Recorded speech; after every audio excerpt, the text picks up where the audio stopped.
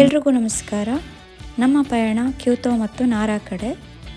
ನಾವು ಇಲ್ಲಿ ಹಿಕಾರಿ ಶಿಂಕಾನ್ಸೆನ್ನ ಪ್ರಿಫರ್ ಮಾಡಿದ್ದೀವಿ, ಯಾಕಂದರೆ ಕೊಡೊಮೊಗಿಂತ ಹಿಕಾರಿ ಸ್ವಲ್ಪ ಬೇಗ ರೀಚ್ ಆಗುತ್ತೆ. ಸೊ ಹೀಗೆ ಬಂದಿರೋ ಶಿಂಕಾನ್ಸೆನ್ ಬಂದುಬಿಟ್ಟು ಕೊಡೊಮೊ. ಸೊ ನಾವು ಹಿಕಾರಿಗೋಸ್ಕರ ವೆಯ್ಟ್ ಮಾಡ್ತಾ ಇದ್ದೀವಿ. ಇನ್ನೇನು ಹಿಕಾರಿ ಬಂದಿದೆ, N700 Shinkansen series.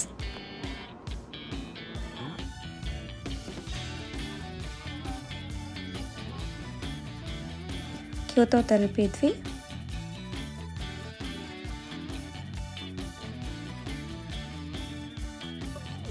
Kyoto stop ಆದ ತಕ್ಷಣವೇ ಅಲ್ಲಿ vending machine, coffee vending machine ಇತ್ತು. ಎಷ್ಟು ವೆರೈಟೀಸ್ ಆಫ್ ಕಾಫಿ ಇದೆ ನೋಡಿ ಇಲ್ಲಿ.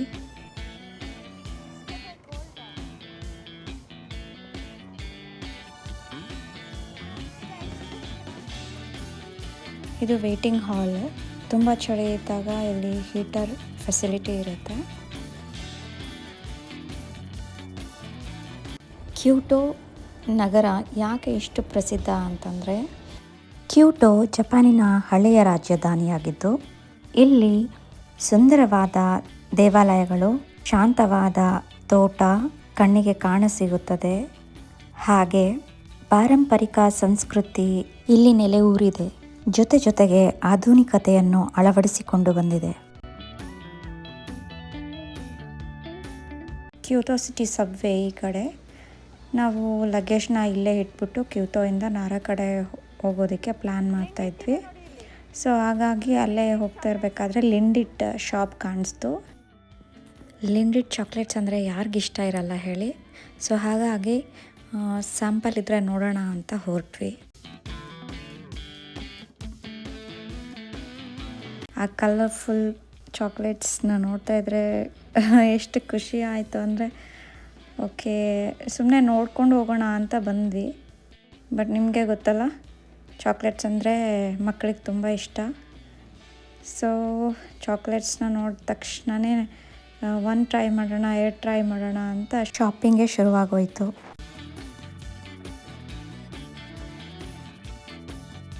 ಬಟ್ ರಿಯಲಿ ತುಂಬ ಟೇಸ್ಟಿ ಚಾಕ್ಲೇಟ್ಸ್ ಇವು. ನಾನೇನು ಅಷ್ಟು ಚಾಕ್ಲೇಟ್ ಲವರ್ ಅಲ್ಲ, ಆದ್ರೂ ನನ್ನನ್ನು ಇದು ಮನಸ್ಸು ಸೆಳೀತಾ ಇತ್ತು. ಇಲ್ಲಿ ಇಷ್ಟು ವೆರೈಟೀಸ್ ಆಫ್ ಚಾಕ್ಲೇಟ್ಸ್ನ ನಮ್ಗೆ ಯಾವ್ಯಾವ ಬೇಕೋ ಅವನ್ನ ಪಿಕ್ ಆ್ಯಂಡ್ ಮಿಕ್ಸ್ ಮಾಡಿಕೊಂಡು, ಸೊ ಈ ಚಾಕ್ಲೇಟ್ಸ್ಗೆ ಇಷ್ಟು ಪ್ರೈಸ್, ಇಷ್ಟು ಗ್ರಾಮ್ಗೆ ಅಂತ ಇದೆ. ಇಲ್ಲಿ ಬಾಕ್ಸಸ್ಸಲ್ಲಿ ಪ್ಯಾಕ್ ಮಾಡಿದ್ದಾರೆ. ಯಾರಿಗಾದರೂ ಗಿಫ್ಟ್ ಕೊಡಬೇಕು ಅಂತಂದರೆ ನಾವು ಇದನ್ನು ಪರ್ಚೇಸ್ ಮಾಡಿಕೊಂಡು ಸೊವಿನಿಯರ್ಸ್ ಆಗಿ ತೊಗೊಂಡು ಹೋಗ್ಬೋದು.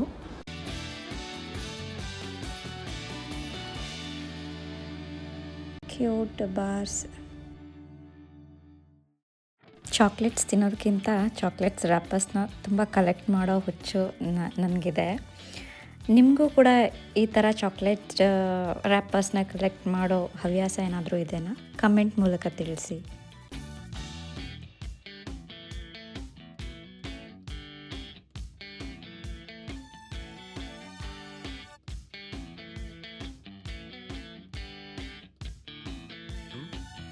ನೋಡಿ, ಹಾರ್ಟ್ ಶೇಪಲ್ಲಿ ಎಷ್ಟು ಕ್ಯೂಟಾಗಿ ಅರೇಂಜ್ ಮಾಡಿದ್ದಾರೆ ಇವರು. ಎಕ್ಸಿಬಿಟ್ ಮಾಡೋದು ಕೂಡ ಅಷ್ಟೇ ಸುಂದರವಾಗಿರುತ್ತೆ.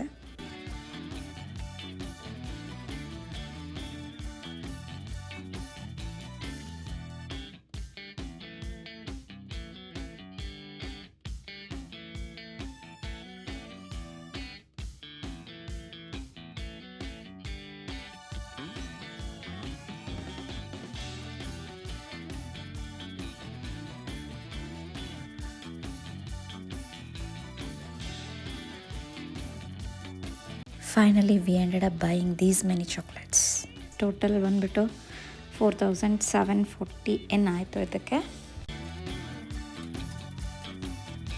ನಮ್ಮ ಲಗೇಜಸ್ನ ಇಲ್ಲೇ ಇರೋಂಥ ಕಾಯಿನ್ ಲಾಕರಲ್ಲಿ ಇಟ್ಬಿಟ್ಟು, ಇದಕ್ಕೆ ಚಾರ್ಜಸ್ ಬಂದುಬಿಟ್ಟು 700 ಇತ್ತು. ಸೊ 700 ಹಾಕಿ ಲಾಕ್ ಮಾಡಿಕೊಂಡು ನೆಕ್ಸ್ಟ್ ಪಯಣ ನಾರಾ ಕಡೆ ಹೊರಟ್ವಿ. ಜಪಾನ್ನಲ್ಲಿ ನಾವೆಲ್ಲೇ ಟ್ರಾವೆಲ್ ಮಾಡಲಿ ಅಥವಾ ಟ್ರೈನಲ್ಲಿ ಹೋಗ್ತಾ ಇದ್ದೀವಿ ಅಂತಂದರೆ ಗೂಗಲ್ ಮ್ಯಾಪಲ್ಲಿ ಕರೆಕ್ಟಾಗಿ ನೋಡಿಕೊಂಡು ಯಾವ ಪ್ಲ್ಯಾಟ್ಫಾರ್ಮ್, ಯಾವ ಲೈನ್ ಅಂತ ತಿಳ್ಕೊಬೇಕು. ನಾವು ಗೂಗಲ್ ಮ್ಯಾಪ್ ಸಹಾಯದಿಂದ ಕಿಂತೆತ್ಸು ಲೈನ್ ಅಂತ ತೋರಿಸ್ತು. ಸೊ ಕಿಂತೋತ್ಸು ಲೈನ್ ಇಟ್ಕೊಂಡು ಹೋದಾಗ ಟೈಮ್ ಇತ್ತು. ಸೊ ಇಲ್ಲಿ 30ರಿಂದ 40 ನಿಮಿಷದೊಳಗಡೆ ನಾರಾಗೆ ತಲುಪ್ತೀವಿ. ನಾವು ನಾರಾ ರೀಚ್ ಆದ್ವಿ.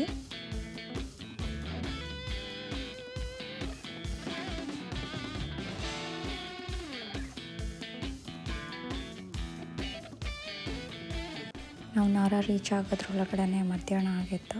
ಸೊ ಹಾಗಾಗಿ ಬೆಟರ್ ಲಂಚ್ ಮಾಡಿಕೊಂಡು ಮುಂದೆ ನಾರಾ ಪಾರ್ಕಿಗೆ ಹೋಗೋಣ ಅಂದ್ಕೊಂಡ್ವಿ. So nearby Indian food ಏನಾದರೂ ಸಿಗುತ್ತಾ ಅಂತ ನೋಡಿದ್ವಿ, ವೆಜಿಟೇರಿಯನ್ ಫುಡ್. ನಾರಾ ಪಾರ್ಕಿಗೆ ರೀಚ್ ಆಗೋಕ್ಕಿಂತ ಮುಂಚೆನೇ ನಾವು ಗೂಗಲ್ ಮ್ಯಾಪಲ್ಲಿ ಸರ್ಚ್ ಮಾಡಿದ್ವಿ ಇಂಡಿಯನ್ ರೆಸ್ಟೋರೆಂಟ್ಸ್ ನಿಯರ್ ನಾರಾ ಅಂತ.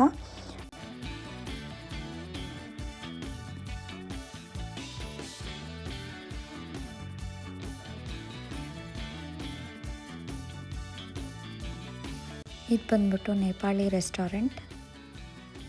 ಇದು ಕೂಡ ಒಳ್ಳೆ ರೆಸ್ಟೋರೆಂಟ್. ಇಲ್ಲಿ ವೆಜ್ ಮೀಲ್ಸ್ ಕೂಡ ಅವೈಲೇಬಲ್ ಇತ್ತು. ಆದರೆ ನಾವು ಪ್ರಿಫರ್ ಮಾಡಿದ್ದು ಇಂಡಿಯನ್ ಫುಡ್, ಥಾಲೀಸ್, ಮೀಲ್ಸ್, ಕರಿ. ನಾವಿಲ್ಲಿ ತಲುಪಿದಾಗ ಇಲ್ಲಿ ತುಂಬ ರಶ್ ಇತ್ತು. ಆಚೆ 3 ಜನ ಕೂತಿದ್ರು. ಸೊ ಅವ್ರು ನೆಕ್ಸ್ಟ್ ನಾವು ಕೂತಿದ್ವಿ. ನಮ್ಗನ್ನಿಸ್ತು ತುಂಬ ಹೊತ್ತಾಗ್ತಾ ಇದೆ ಅಲ್ವಾ, ಯಾಕೆ ಇಷ್ಟೊತ್ತು ಮಾಡ್ತಾ ಇದ್ದಾರೆ ಅಂತಂದು.